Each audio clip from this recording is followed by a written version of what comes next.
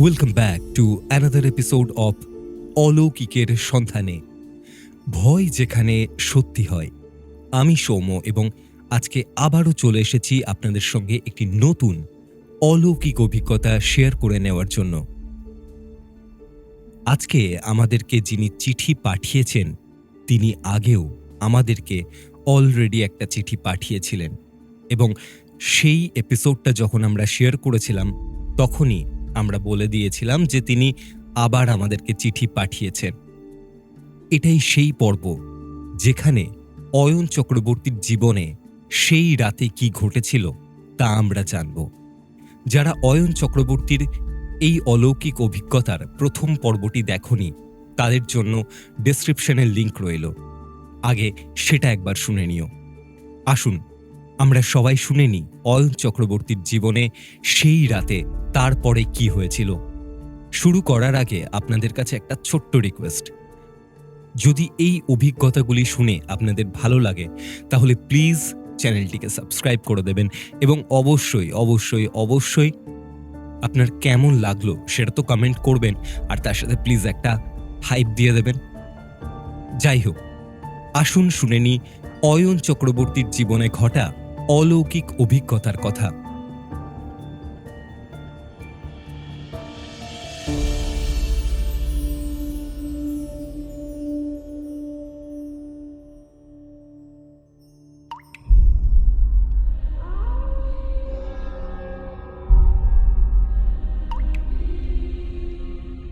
এই পৃথিবীতে কিছু ঘটনার কোনো ব্যাখ্যা হয় না। ওয়েলকাম টু অলৌকিকের সন্ধানে, ভয় যেখানে সত্যি হয়। আমি সৌম্য আর আমি রয়েছি রণদীপ আপনাদের সঙ্গে। আর আমাদের আজকের ঘটনাটা এমন একজন পাঠকের, যিনি নিজের চোখে দেখেছেন এমন এক ঘটনা যা তাকে আজও বিশ্বাস করতে বাধ্য করেছে যে অলৌকিক ঘটনা সত্যি এই দুনিয়ায় ঘটে। আসুন শুরু করি আজকের কাহিনী এবং জানি সত্যি কি কিছু অলৌকিক আছে তার সেই অভিজ্ঞতায়।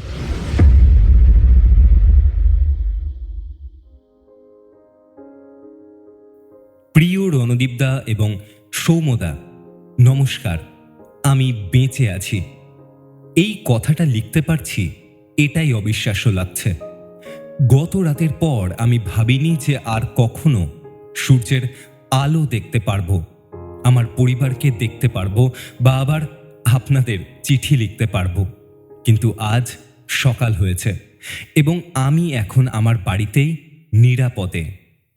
গতদিন যে চিঠি পাঠিয়েছিলাম তারপর কি ঘটেছিল তা লিখছি।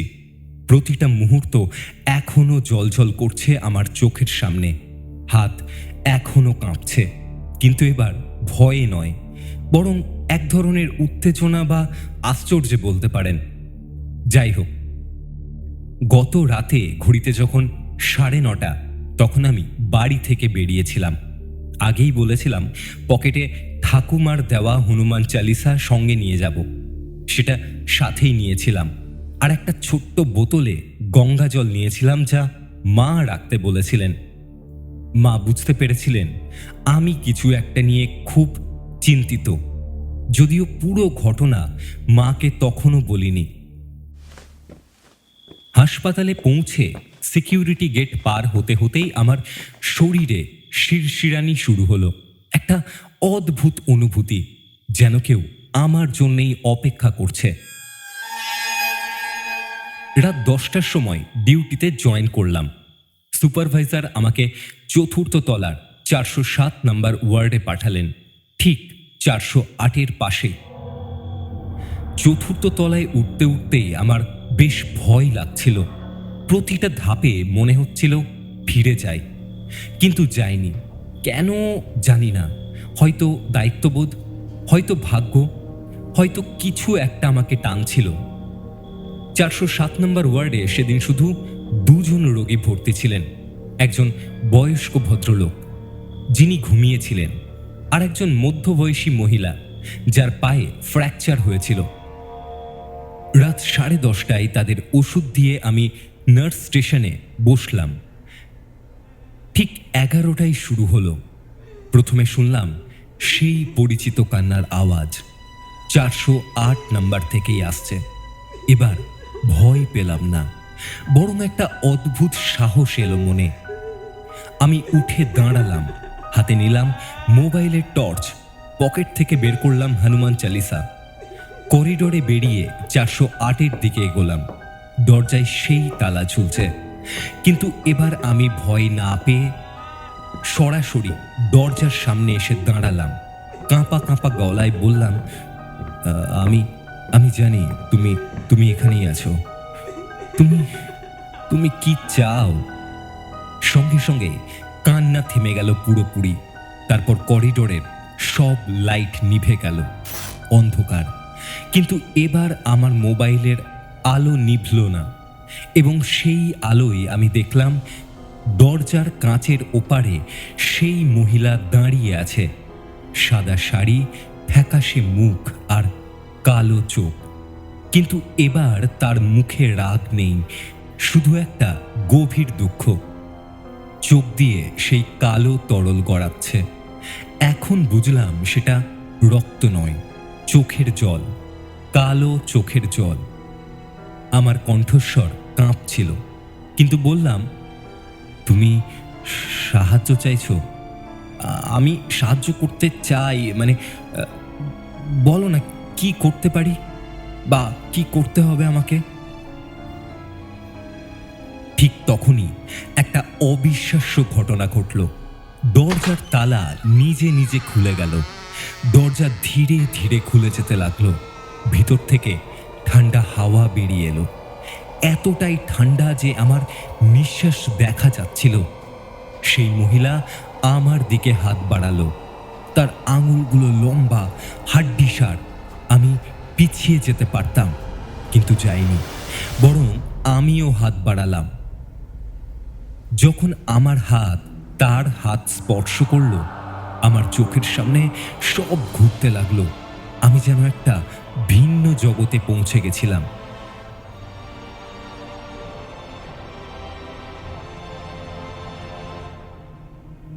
আমি দেখলাম সেই মহিলাকে জীবিত অবস্থায়। তার নাম মীরা দাস। 5 বছর আগে সে এই হাসপাতালে প্রসবের জন্য ভর্তি হয়েছিল। সে প্রথমবারের জন্য মা হতে চলেছিল। তার স্বামী নিতান্তই গরিব মানুষ ছিল, তাই সরকারি হাসপাতালে ভর্তি হয়েছিল। প্রসবের সময় জটিলতা শুরু হয়। মীরা চিৎকার করে সাহায্য চেয়েছিল, কিন্তু সেই রাতে ডিউটিতে থাকা নার্স নেশায় মত্ত ছিল। পরে জানা যায় যে ঘুষ খেয়ে নকল সার্টিফিকেট নিয়ে চাকরি পেয়েছিলেন সেই নার্স। ডাক্তার ছিলেন অন্য একটা এমার্জেন্সিতে ব্যস্ত। মীরা আর তার অনাগত সন্তান দুজনেই মারা যায়। তার শেষ কথা ছিল, আমাকে আমাকে সাহায্য করো, আমার আমার বাচ্চাকে বাঁচাও, কেউ সাহায্য করো। কেউ করেনি। সেই রাতে ওয়ার্ড 408-এ মীরা একা মারা গিয়েছিল তার অপূর্ণ মাতৃত্বের স্বপ্ন বুকে নিয়ে।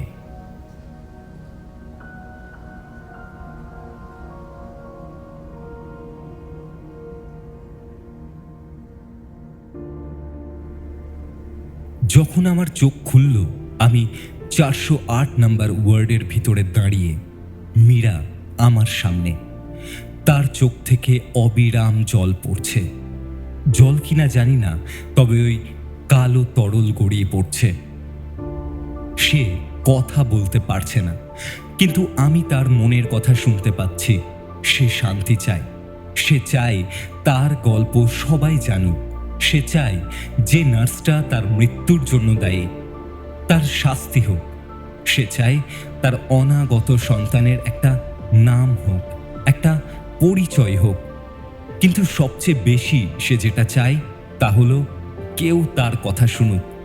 5 বছর ধরে সে চিৎকার করছে, কিন্তু কেউ শোনেনি। সবাই ভয় পেয়ে পালিয়েছে।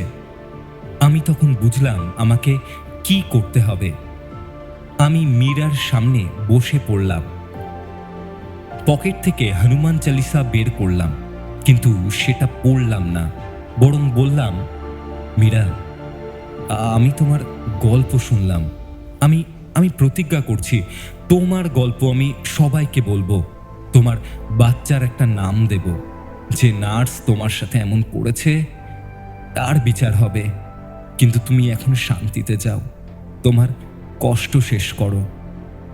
তারপর আমি পকেট থেকে গঙ্গা জলের বোতল বের করলাম। কয়েক ফোঁটা জল মীরার দিকে ছিটিয়ে দিয়ে বললাম, তোমার তোমার যাত্রা শুভ হোক। তুমি তোমার বাচ্চার সাথে মিলিত হও। এই পৃথিবীতে তোমার আর কিছু বাকি নেই।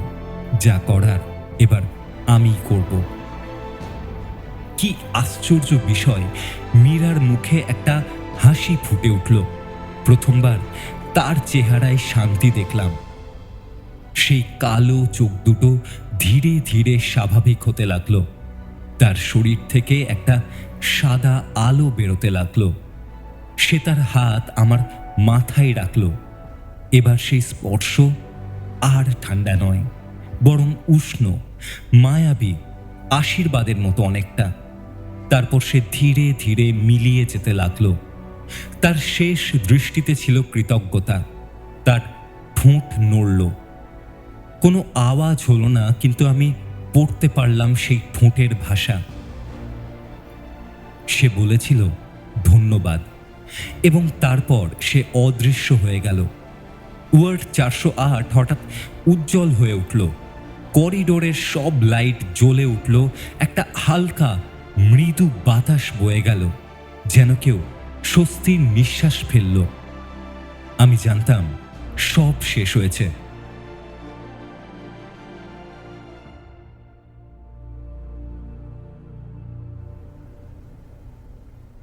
বাকি রাতটা আমি নার্স স্টেশনেই কাটালাম। কোনো অদ্ভুত ঘটনা ঘটল না। সকাল 6টায় যখন ডিউটি শেষ হলো, তখন আমি একটা কাজ করলাম। হাসপাতালের রেকর্ড রুমে গিয়ে 5 বছর আগের ফাইল খুঁজলাম। পেলাম মীরা দাসের মৃত্যুর রেজিস্টার। সেখানে লেখা ছিল তার সন্তান মৃত জন্ম হয়েছিল, একটা ছেলে, কিন্তু কোনো নাম দেওয়া হয়নি। আমি রেকর্ড কিপারকে বললাম সেই বাচ্চার একটা নাম রেজিস্টার করতে হবে। অনেক বলাবলির পর, অনেক নিয়ম কানুন মেনে অবশেষে একটা নাম যোগ করা হলো, আলোক দাস। আলোক মানে আলো, কারণ আজ মীরা আলোর পথ খুঁজে পেয়েছে। তারপর আমি হাসপাতালের ম্যানেজমেন্টের কাছে একটা লিখিত অভিযোগ দিয়েছি। সেই নার্সের নাম ছিল শেফালি ঘোষ। আমি জানতে পেরেছি সে এখন এই হাসপাতালেই কাজ করে সিনিয়র নার্স হিসেবে। আমি দাবি করেছি তার বিরুদ্ধে তদন্ত হোক। ম্যানেজমেন্ট প্রথমে আমল দিতেই চায়নি, কিন্তু আমি বলেছি যদি তদন্ত না হয় তাহলে আমি মিডিয়ায় যাব। এখন তারা বিষয়টা দেখছে। সবচেয়ে আশ্চর্যের বিষয় হলো, আজ সকালে বাড়ি ফিরে যখন আয়নায় দেখলাম, আমার পিঠের সেই কালো হাতের ছাপ আর নেই, একদম পরিষ্কার। জানলার কাছে রক্তের দাগ আর নেই, সব স্বাভাবিক। এবং রাতে যখন ঘুমোতে গেলাম, একটা অদ্ভুত স্বপ্ন দেখলাম মীরা একটা সুন্দর বাগানে দাঁড়িয়ে আছে। তার কোলে একটা ছোট্ট বাচ্চা, আলোক। সে হাসছে, শান্ত, সুখী। সে আমার দিকে তাকিয়ে মাথা নাড়ল, যেন বলছে আমি ঠিক আছি।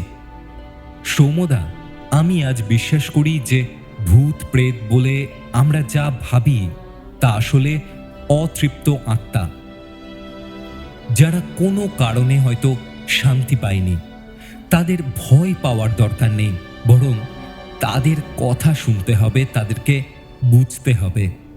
মীরা আমাকে আক্রমণ করেনি কখনো। সে শুধু আমার মনোযোগ চেয়েছিল। সে চেয়েছিল কেউ তার কষ্ট বুঝুক, এবং যখন আমি বুঝলাম, তখন আমি তাকে সাহায্য করার প্রতিজ্ঞা করলাম।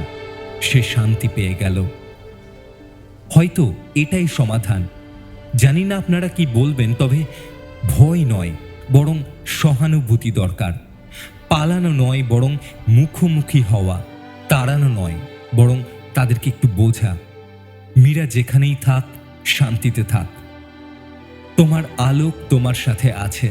তোমার গল্প আমি সবাইকে জানালাম এবং আশা করি সোমদা তোমরা এই গল্পটা আবারও পড়বে এবং মীরার এই গল্পকে চারিদিকে ছড়িয়ে দেবে।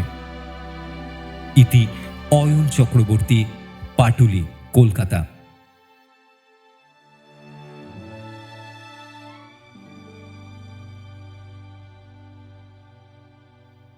অয়ন, এর আগের দিন তোমার অভিজ্ঞতা শুনে আমারও একটা সংশয় কাজ করেছিল যে কি হবে এরপর। একটা অদ্ভুত সাসপেন্স তৈরি হয়েছিল। কিন্তু খুব সত্যি কথা বলছি, এই যে কথাগুলো তুমি আজকে লিখেছ না, যে তাদেরকে ভয় নয় বরং সহানুভূতি দরকার, পালানো নয় বরং মুখোমুখি হওয়া দরকার, আমি জানি না সবাই এটাকে কতটা রিলেট করতে পারবে। কারণ এটা তো প্রত্যেকটা মানুষের সঙ্গে ঘটা তাদের জীবনে এই ঘটনাগুলোর উপর নির্ভর করে না, কে কিভাবে সেই ঘটনাটাকে দেখছে। আসলে আমাদের দৃষ্টিকোণটাই সবকিছু। আমরা যেভাবে দেখি আমরা সেভাবেই ম্যানিফেস্ট করি, আমরা সেভাবেই বিশ্বাস করতে চাই সমস্তটাকে।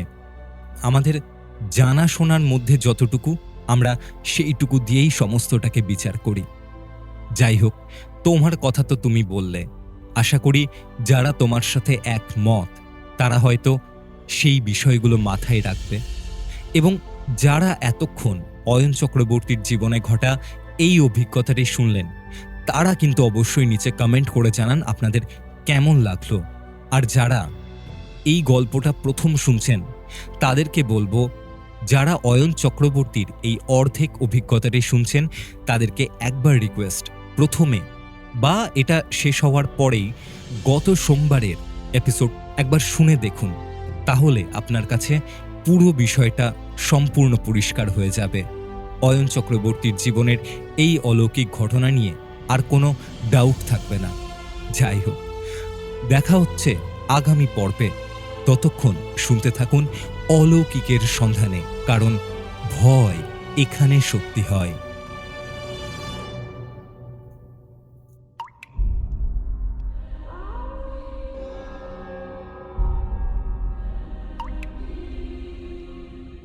এভাবেই শেষ হলো আজকের সত্যিকারের অলৌকিক অভিজ্ঞতা।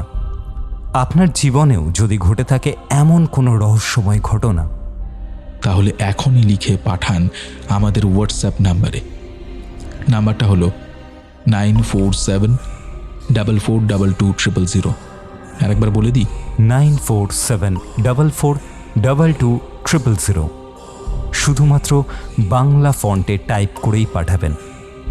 আর সাবস্ক্রাইব করতে ভুলবেন না অলৌকিকের সন্ধানে, কারণ ভয় এখানে সত্যি হয়।